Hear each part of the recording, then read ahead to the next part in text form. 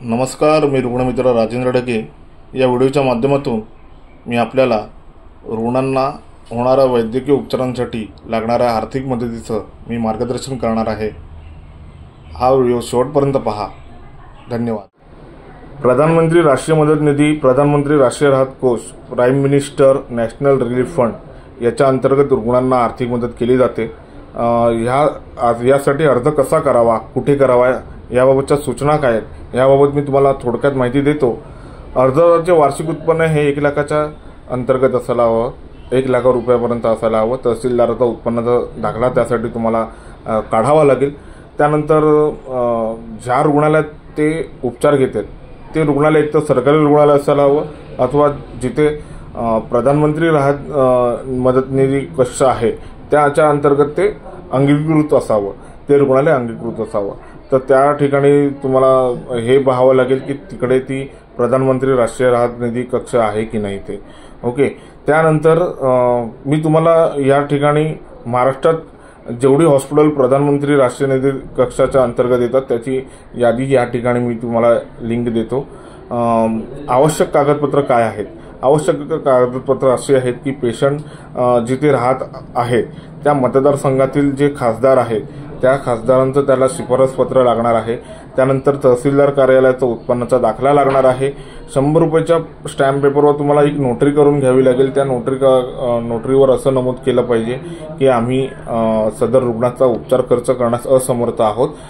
पत्रात त्या रुग्णाचं नाव, त्या रुग्णाचं रुग्ण नातेवाईकांसोबतचे संबंध म्हणजे नातेवाईक जर असतील त्याची सर्व डिटेल त्या ठिकाणी तुम्हाला नमूद करायची आहे। उत्पन्न नमूद करावे लागणार तुम्हाला। त्यानंतर उपचारांवर होणारा खर्च किंवा तुम्ही जो उपचार करणार आहात ह्याबाबतची तुम्हाला तिकडे माहिती द्यावी लागणार आहे। पेशंटचा आणि रुग्ण नातेवाईकांचा आधार कार्ड आणि मतदान कार्ड तुम्हाला द्यावं लागणार आहे की जेणेकरून रहिवासी पुरावा या ठिकाणी पूर्ण होऊ शकतो।